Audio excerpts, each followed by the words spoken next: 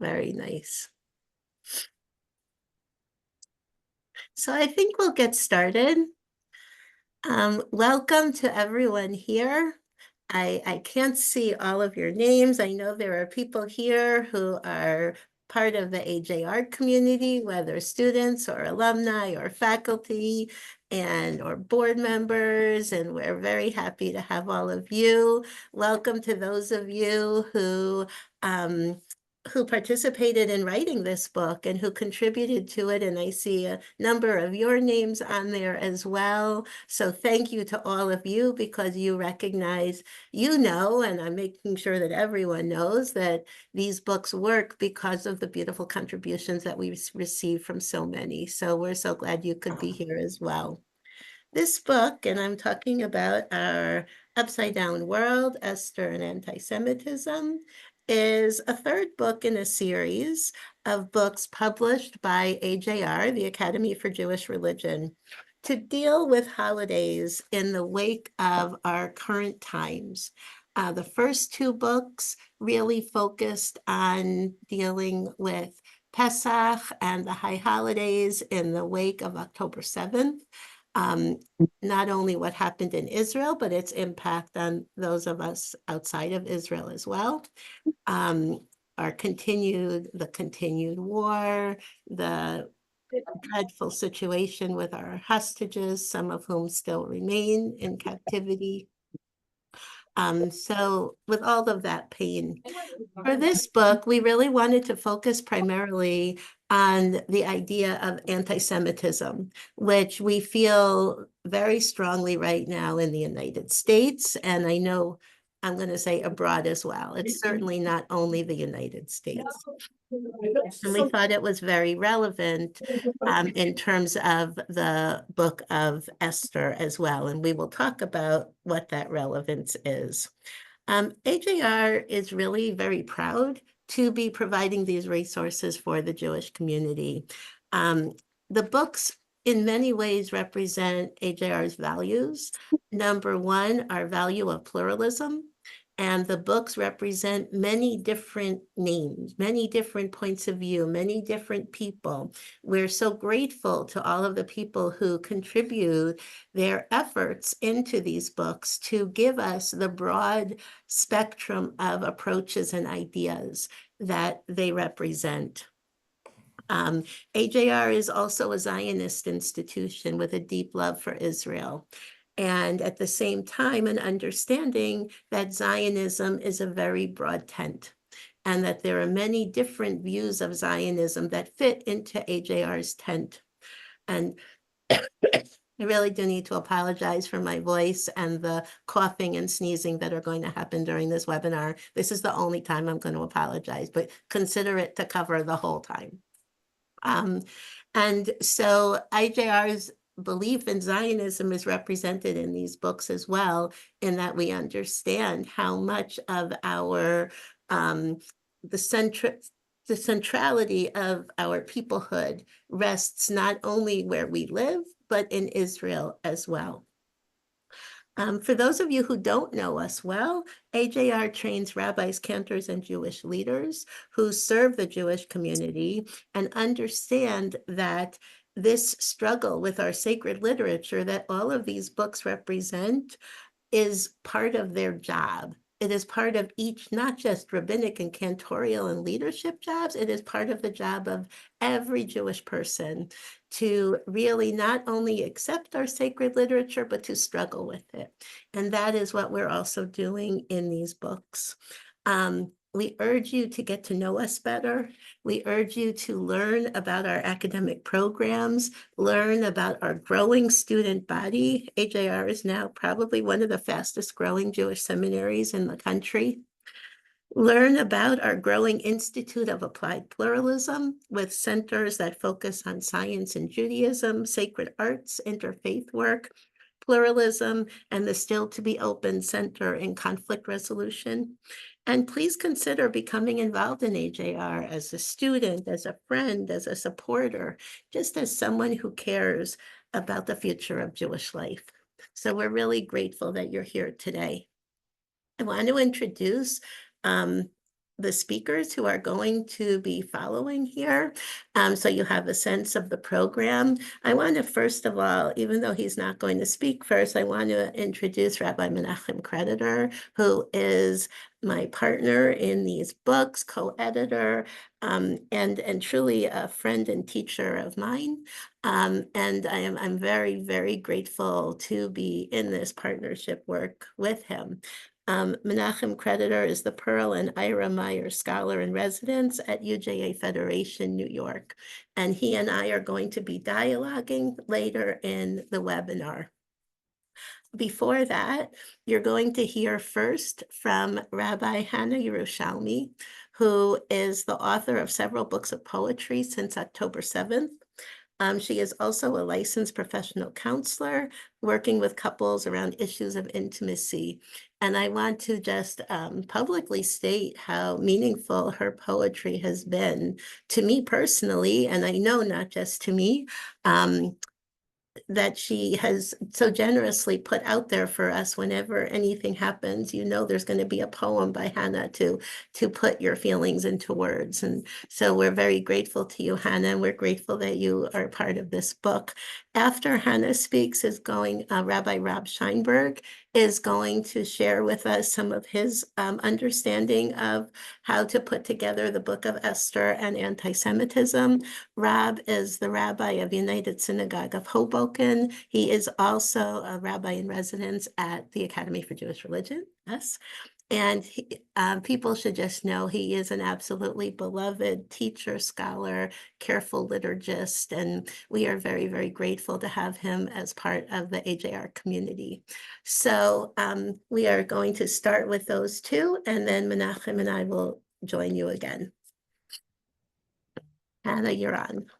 Okay, so first of all, such a honor to be here, to be joining everybody, and what an amazing time we live in that we can do these Zoom calls and gather from all corners of the world. It's still new to me, even though we've been doing it for quite a few years.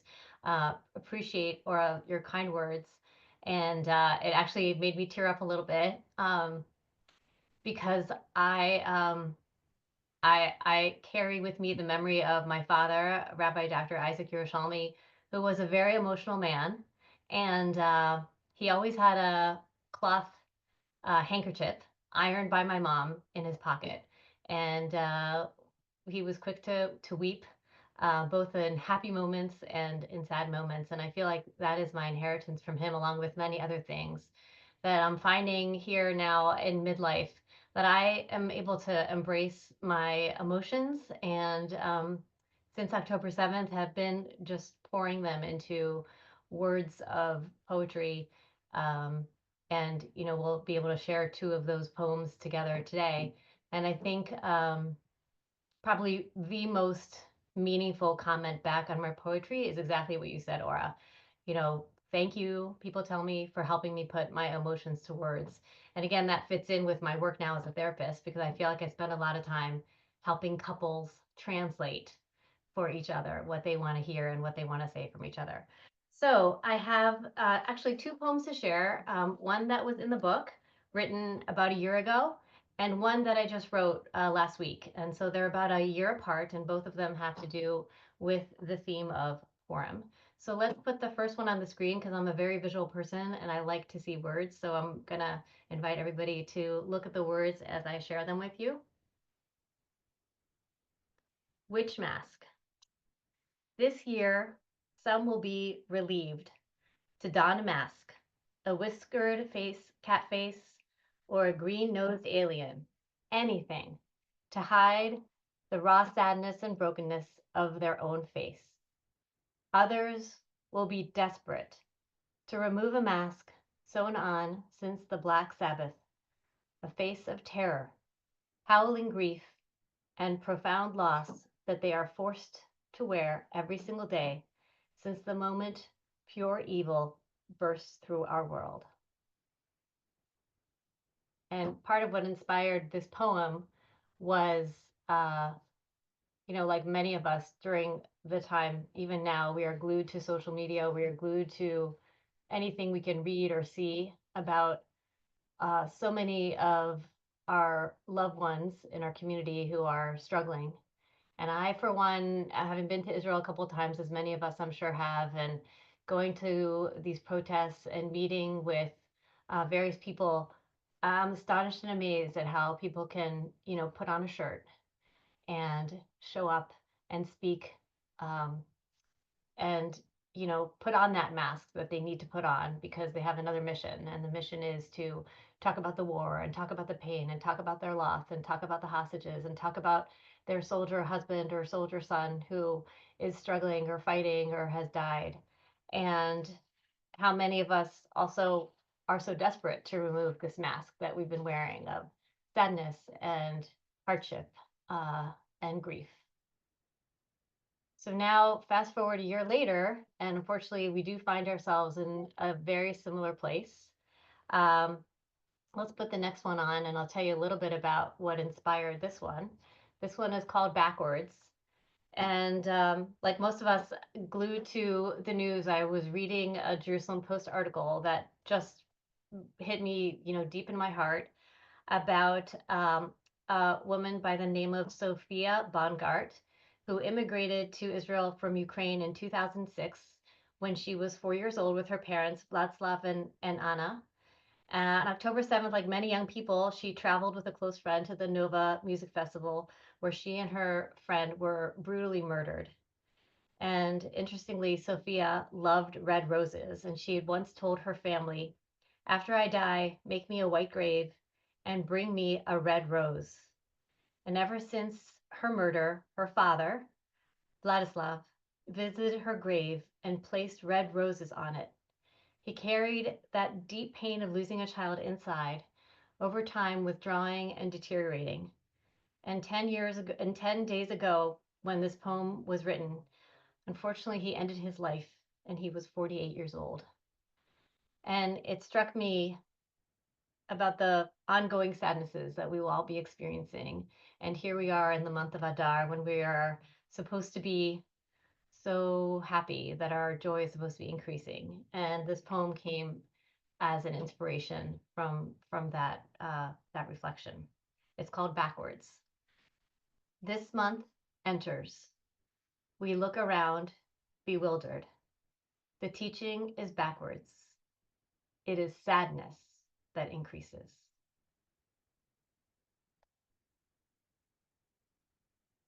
So those are the two poems to share today. Thank you.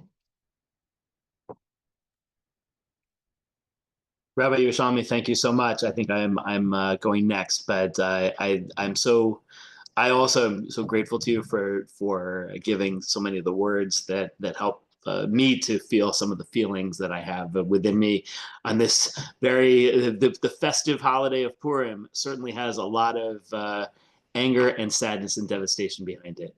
And I'm so grateful to my teachers, Dr. Oren Prauser and Rabbi Menachem Creditor for editing this volume and the opportunity to contribute to it, and also to share some thoughts today. So the piece that I wrote for this volume came out of some of the challenging feelings I have each year approaching Purim, in part because of my role as a congregational rabbi and approaching the biblical readings for the Shabbat Zachor, this coming Shabbat, because they embody one of the most problematic themes of this holiday. In fact, the word problematic, I think, is an understatement. This is one of the most disturbing themes in any Jewish holiday over the course of the year, which is the idea about how the people of Amalek are supposed to be treated. And it's an idea that emerges from a chain of connections between the biblical verses that are read at this time of year. So in the Torah reading for this Shabbat, the special Torah reading, we are bidden to remember what the Amalekites did to the Israelites on the way out of Egypt, how they attacked the vulnerable people in the rear, and we're told, Timcha et zecher Amalek mitachat hashamayim lo tishkach. Erase the memory of Amalek from under the heavens and don't forget. And then to underscore this, we read for the Haftarah, the traditional Haftarah from the book of Samuel, about King Saul and how he was supposed to do just that, to extinguish the people of Amalek. And he doesn't. He almost does. He apparently has no problem destroying the men, women, and children, but he leaves alive the king of Amalek, King Agag, and also some of the sheep. And that is enough for the prophet Samuel to tell Saul that he's been disobedient. God disapproves of him because of the incomplete job that he has done, and he will no longer be serving as king.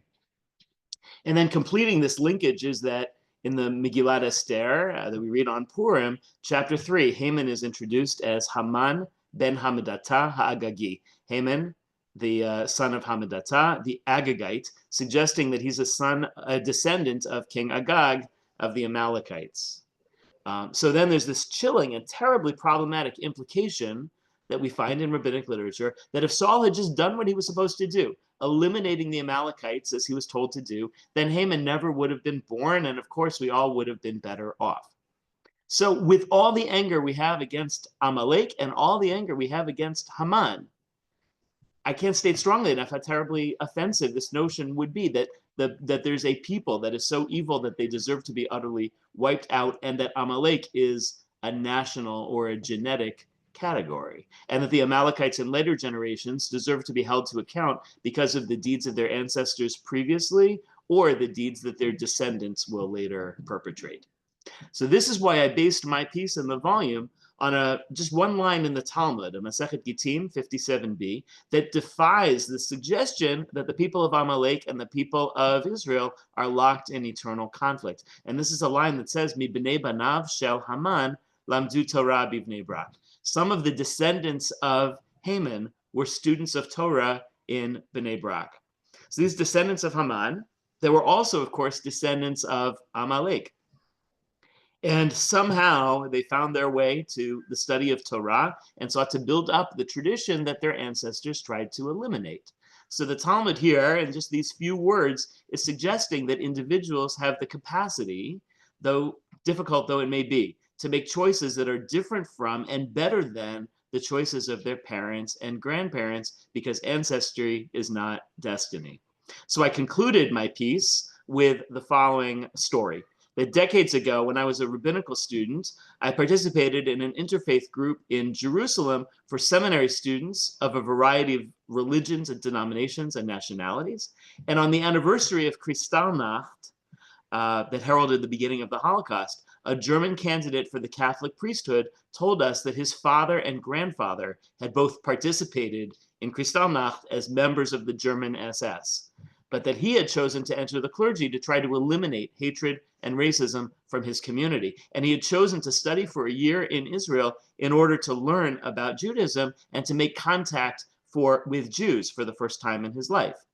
And when we studied and ate and sang together, I felt as though I was in the presence of Haman's descendants who studied and taught Torah in Bnei Brak. And I pray that future generations of Jews will also come to know that bittersweet and hopeful feeling of meeting friends descended from enemies. Rob, thank you so much. All I can say is amen. But thank you so much. So I would like to start now a dialogue together with Rabbi Menachem Creditor. And I think I'll open it just with saying I have a memory so many years ago. I'm going to say like 30 years ago. I was a very young teacher, and someone in my class told me that they thought that Esther was the scariest and darkest book in the whole Bible. And I was so not able to hear that at the time. And I just kind of looked at him and said, like, seriously, you know, I had always learned it as a farce. I had always learned it as, you know, a book that is making fun in a joking way. And yet it always stayed with me. And I think now, unfortunately, it is not difficult at all to think of the book of Esther as one of the darkest books in the Bible. And yet I feel that being torn, because I don't want to lose the sense that it's a farce. And I don't want to lose the sense of joy and humor that can be read in the book as well. So I'm going to just open it there as a, and hand it to you, Menachem, if you want to say a few opening words. I so appreciate, first of all, the chance to do this learning with you, to create these books with AJR with you. The contributors make me cry for the right reasons and help me feel less alone through those tears. And please God, we should be able to write reflections of the joy and the release from all of this too. You're pointing to a tension that I am experiencing with you, probably with different words, but not with different tortured insides. I have lost the farce. And it is the scariest book of the Torah, and it is ripped from the headlines for us, yet again. I don't want to focus only on the piece that I contributed within the collection, but that was precisely what led me to look at a question that I don't like at all. Must we inspire fear as a Jewish community in order to be safe? Because we all quote, first of all, it's part of Havdalah on Saturday nights, LaYudim hayta ora v'simcha v'sason v'ikar ken tiyeh lanu. To the Jews, right, for the Jews, and this is taken right out of Perek Chet, the 8th chapter of the Scroll of Esther. The Jews had joy. Why did the Jews have joy? Right, Ken tiyeh lanu, so too with us.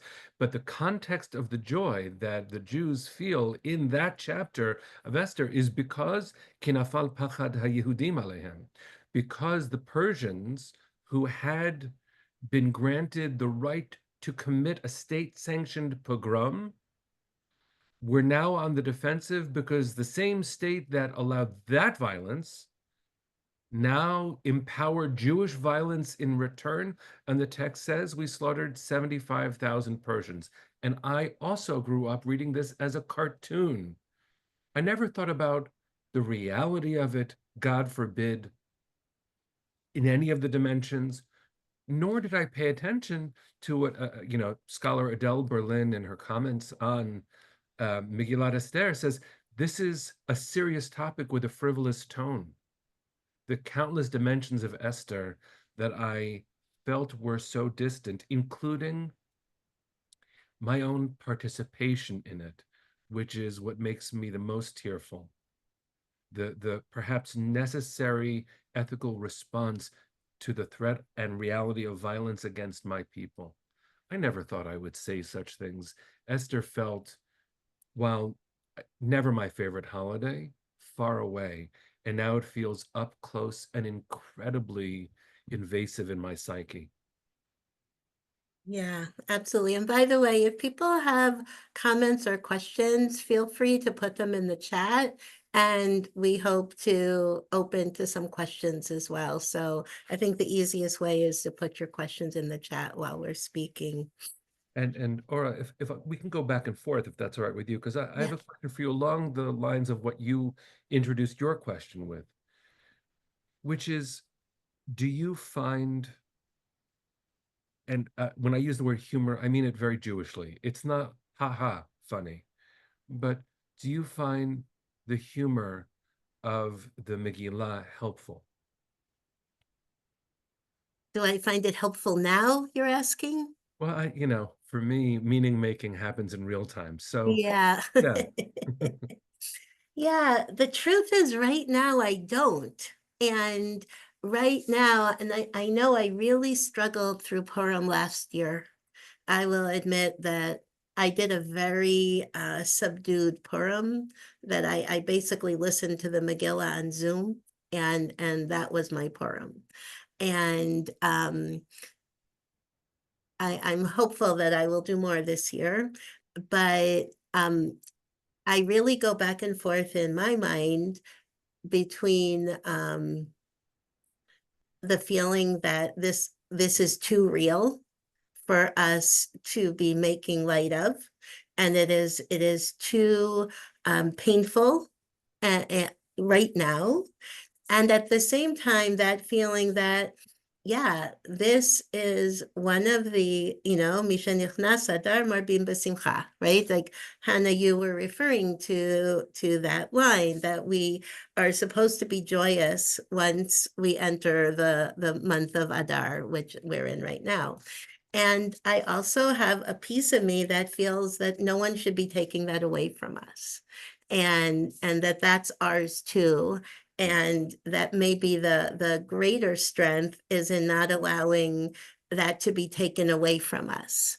And I think what I feel more than anything is that it's very personal, and that there are people for whom this needs to be a joyous holiday, and they still need to read the book of Esther with all the humor that actually is in there.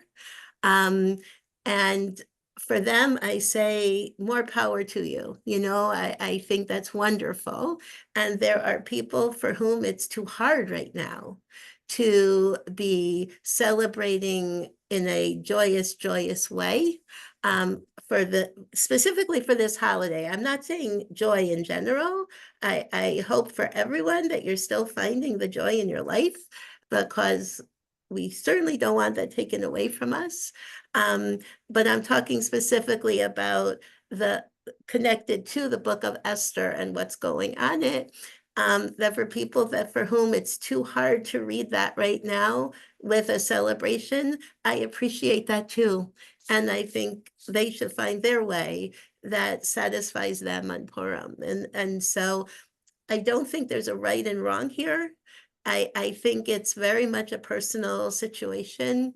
I will say personally, I'm going to try. I'm going to celebrate Purim in public this year. And I will be reading the Megillah, for my synagogue, and I will hope and pray that I will be filled with elements of joy during it, but it won't be the same as it was before. That I do feel. Excuse me, please.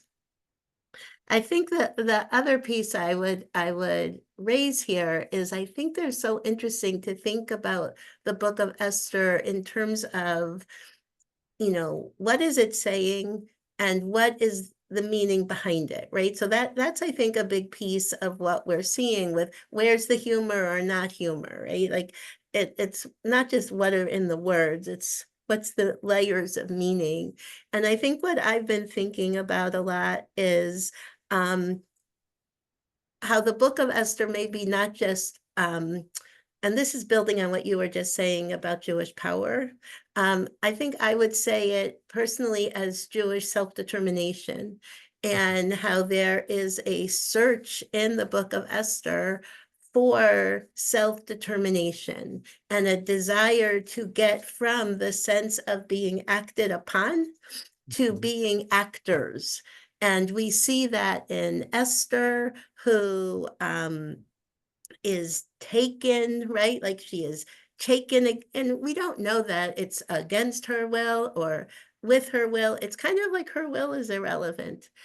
She is taken to the king's palace. She is taken by Mordecai as a daughter before that. She's told not to share her Jewish identity. Mordecai goes to see what's been done to her, right?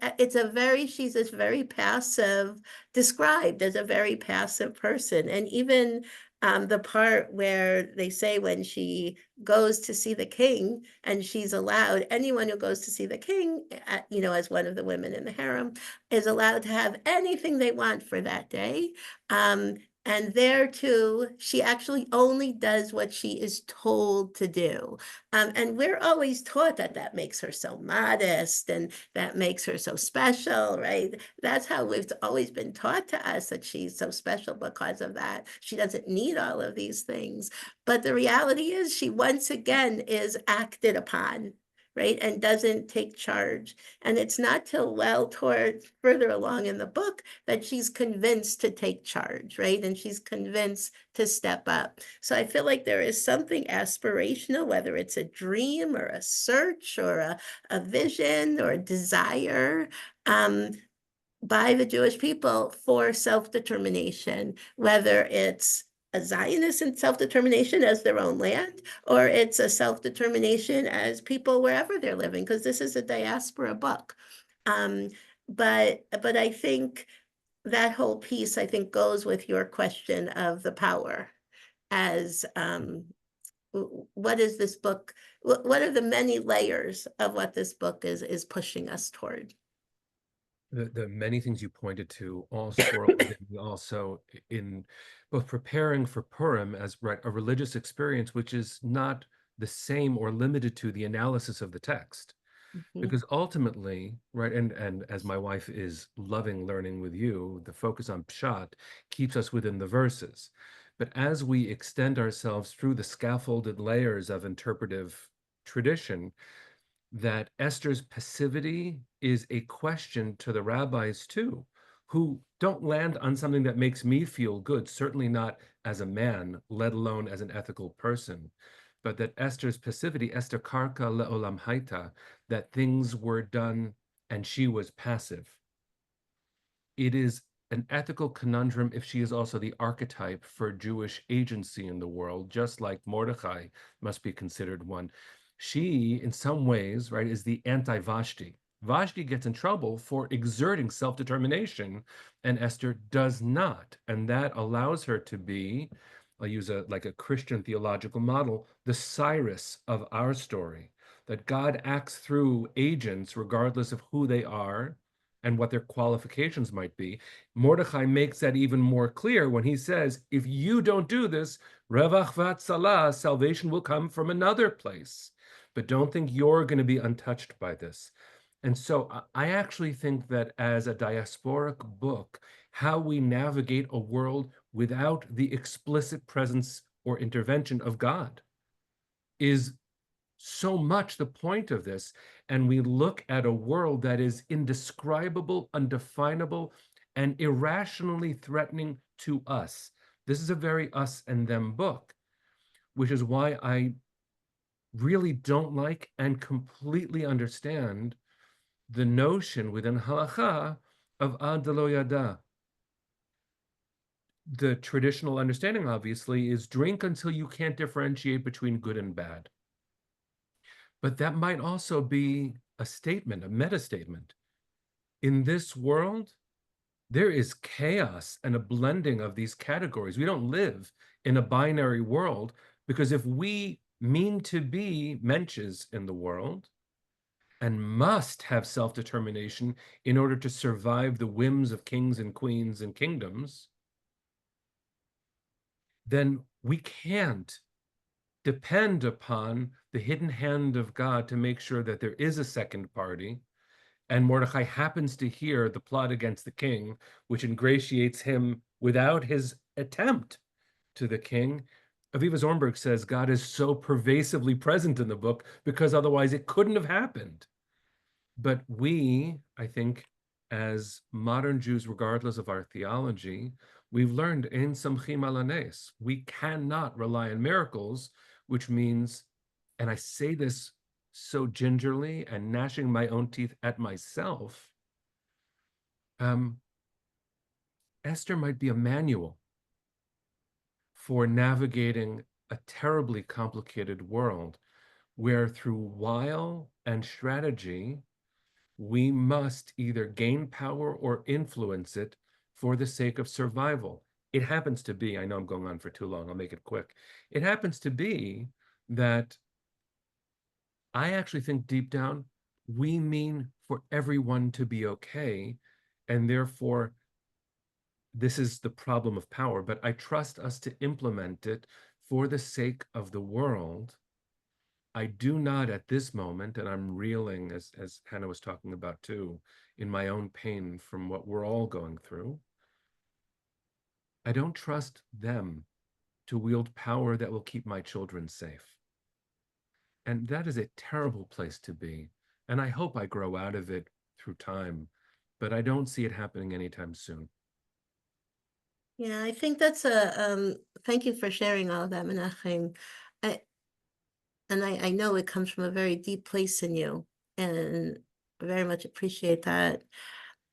What I find so interesting is we have been, we always talk about how we study texts from where we are then, right? From where we are at that time.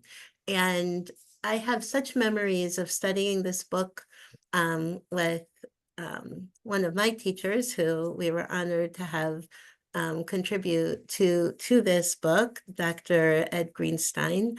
And he always taught us this book as the importance of it being a diaspora book, and that the book is filled with doublets. There's two queens, there's two feasts, right, everything is in twos, and there's two feasts multiple times, right? There's two feasts and two parties, right? Like, and even the sentences themselves are often in doublets.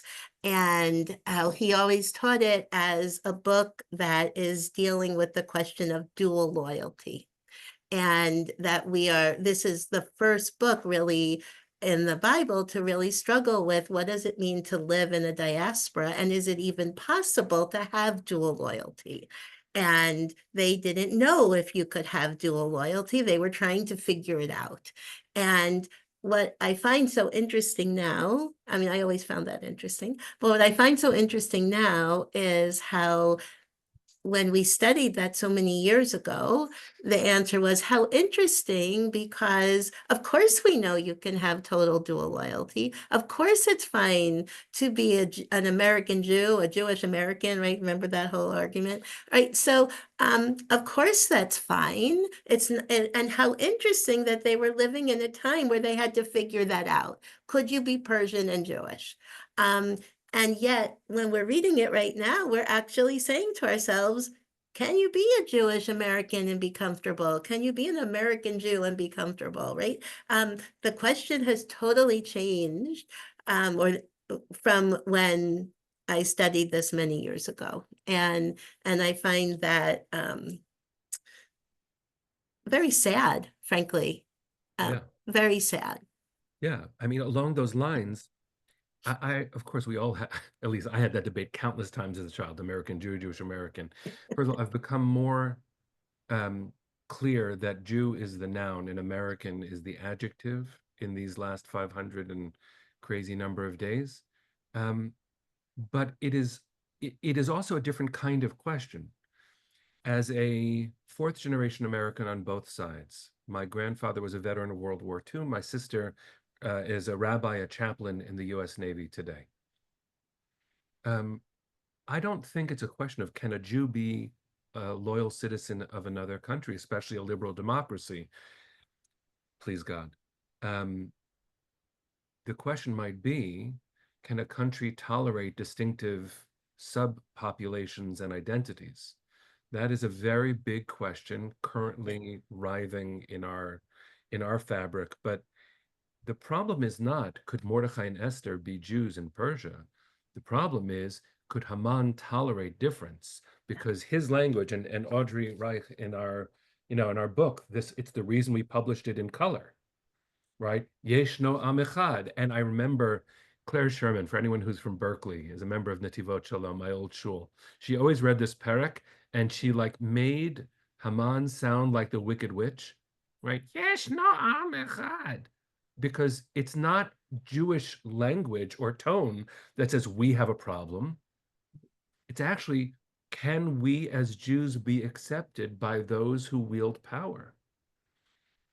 And the fragility, I'm sad about it too. The fragility of the question, again, is different than the way I had this conversation as a child, which was I was in a luxurious position to debate it.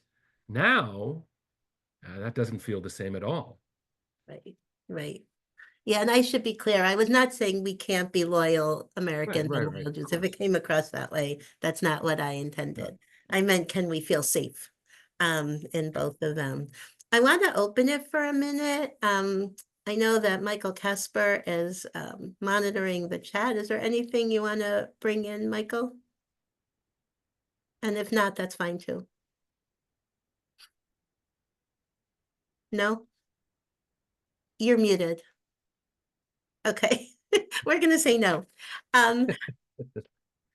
So I would say that one of the things that I found very moving in the contributions to the book was this very hopeful piece that people put in. And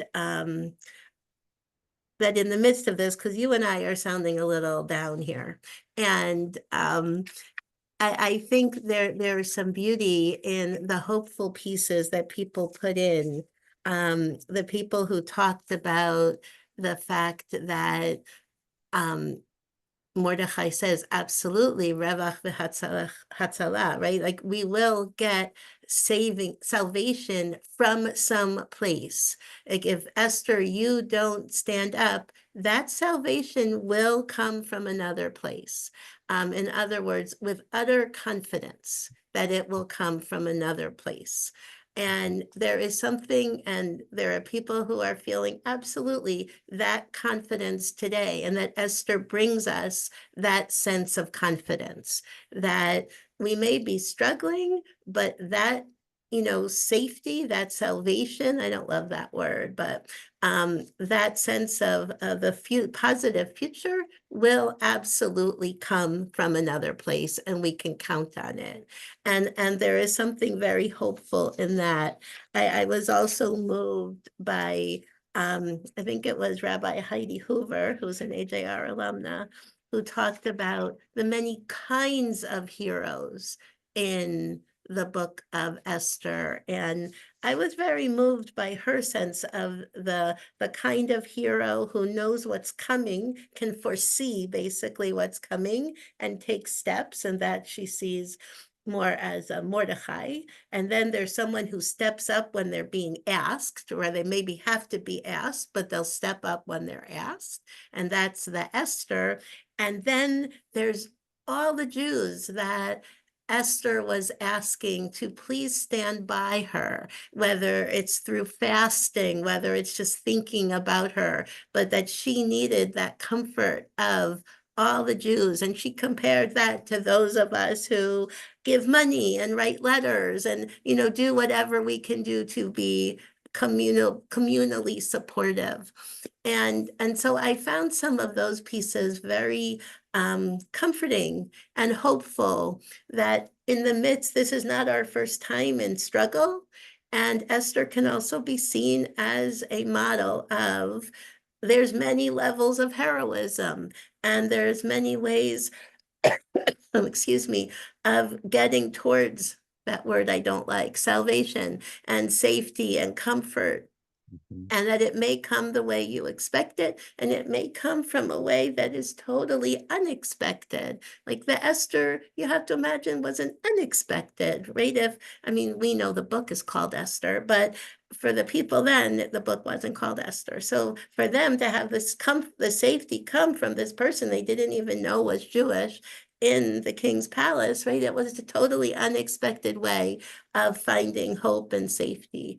And so there's something about the book also as a very hopeful, positive message for our time as well. I'll give you my hope feeling, which might be narrower than it used to be, but it's certainly still there. The fiery determination of our tradition to elevate certain verses, right, as a liturgical move opens my heart over and over. Why is it that for Havdalah we only use that one line?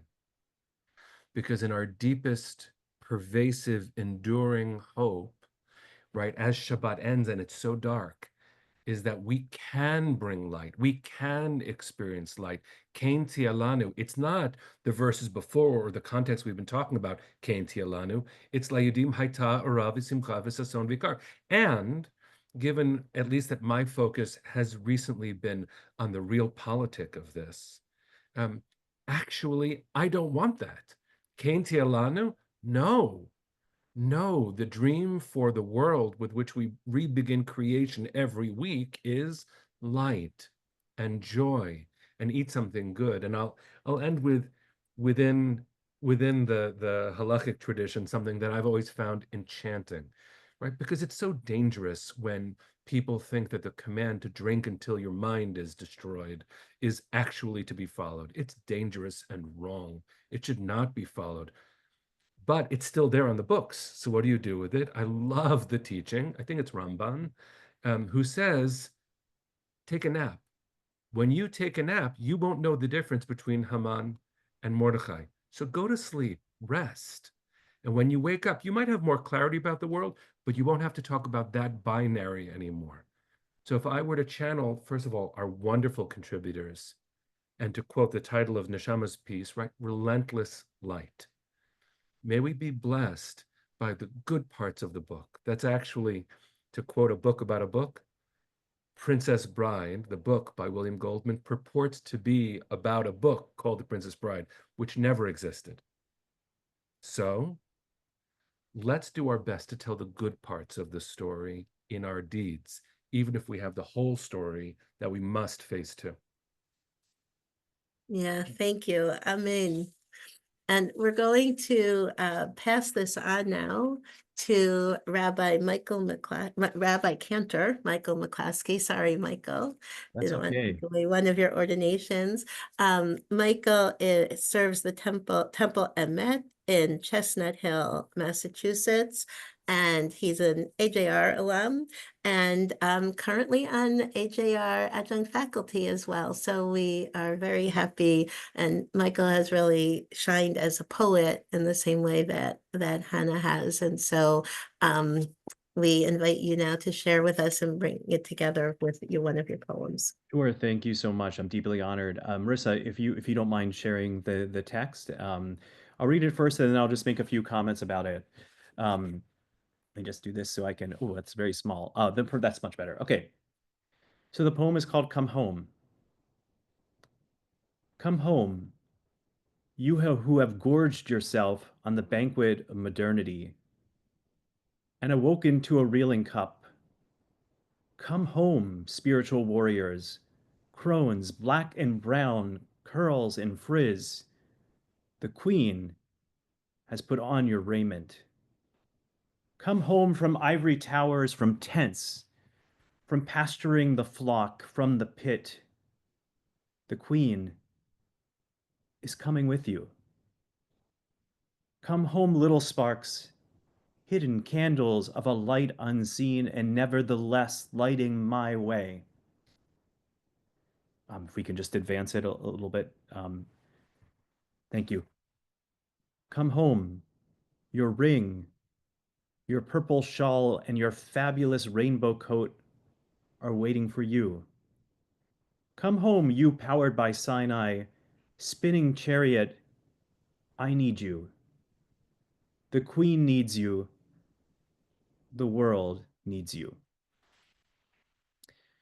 All right. And well, actually you could leave the text up if you want. It's up, either way is fine. I wanted to share just a little bit about my process in getting this poem. And if you've read some of my poetry, it's not usually, it's not always this positive. So I just wanted to speak to your point, dear Menachem and Ora. I actually came at this, the original piece I wrote was not so positive. And I was sort of sitting in a place of frustration and anger. And I actually will credit my wife and partner, Ray. And she said, think about what people need to hear. Think about what you need to hear. And so I totally scrapped and put a pin in what I was writing. And I was actually inspired. I thought back to almost right after or pretty soon after October the 7th. And I haven't told this story before. And I was actually sitting in a program sponsored by the Cantors Assembly with Cantors Abby Strauss and Laurie Ackers. And the program was featuring new Jewish music, and the guest was none other than rabbinical student here in Shama Karlbach. And one of the things that she said in the context of her narration to the music that she was so beautifully giving was, remember that you are beautiful. Remember that you are beautiful. And that was precisely what I was channeling and what I needed to hear at the time. And it reminded me of sort of that idea of the Baal Shem Tov, right? Who says, what is the worst thing that the evil inclination can do to a person is to make them forget that they are the child of a king. And so in this poem, I'm using, you constantly hear the image of the queen. And the queen for me is both Esther and simultaneously Shekhinah, the divine feminine presence, or maybe even the upper mother Bina, who is associated in the emanations with liberation, with tshuva, with coming home. And just a couple short comments about the poem. There's this motif of the banquet of modernity. Banquets, as people mentioned, are a big theme, the Mishteh. And as I've gotten older, I've discovered that both modernity is something that's beautiful, but it's also very challenging, and that there are many who are slain and sort of oppressed in the name of progress. And so this line of you who are sort of sated on modernity, it's not a rejection of modernity per se, but it's sort of questioning the way in which we as Jews merge our identities in order to ingratiate ourselves with the establishment to gain sovereignty, and sort of asking the question of how much of our identity comes from within and autonomy and how much comes from without. And there's this very poignant midrash that we find in the Talmud where it's actually said that Mordechai and Haman are the bartenders at this mishteh. So this raises some really interesting questions for me about the way in which we participate as Jews in modernity. And I think the way in which we try to fit ourselves in sort of what we think that people might want us to be. And in reality, I'd push back against that and say, in the words of our teacher, Dr. Job Jindo, it's not just what liberalism contributes to Judaism and to Jewish expression. It's what Judaism has to contribute to the project of liberalism and to our society. And I think there is a lot, particularly now, we need to invest our congregants, our students, our communities with this beautiful civilization that is Judaism. Just a couple more short comments. The idea of the queen putting on the raiment, on the raiment, that we are actually the raiment of Shekhinah. And Shekhinah is associated with sovereignty, right? And where does sovereignty come? And when I say sovereignty, I mean the way in which we utilize our power within the world for both, hopefully, God willing, for good. And that power comes from Jews in all shapes and sizes, in all genders, and in different expressions of sexuality. And I think that it comes from Esther is a book that uses beauty in strange ways, right? It's so that both from the beauty queen and from the crone, that their beauty is something that is much more than something that's in the eyes of the beholder. And so thus we have like the frizz, the brown, the spiritual warrior, the crone, that are all important to the sovereignty that we exercise as a Jewish people and as human beings. There's the theme, of course, of light, of little candles, of us lighting the way for God. It's based on a beautiful midrash, but we have, sort of the sparkling of this royal garb. And I saw a lot of affinities, as do the sages, between the story of Joseph and the story of Esther.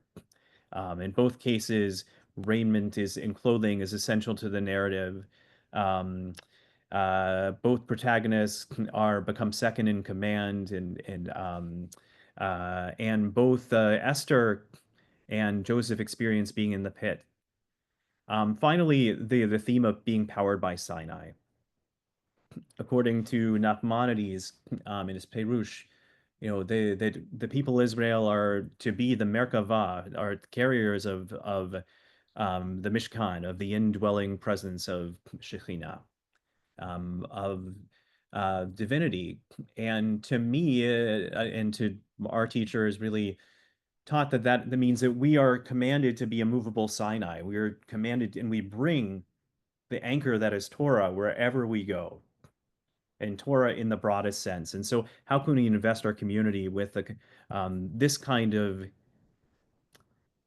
I would say, sanctity and joy? So that's what I needed to hear, and that's what I see in this poem. I'm really honored to be able to share just a little bit of it with you. Thanks so much for your time. Michael, thank you so much. Of course. And thank you to all of you for joining us today. We hope that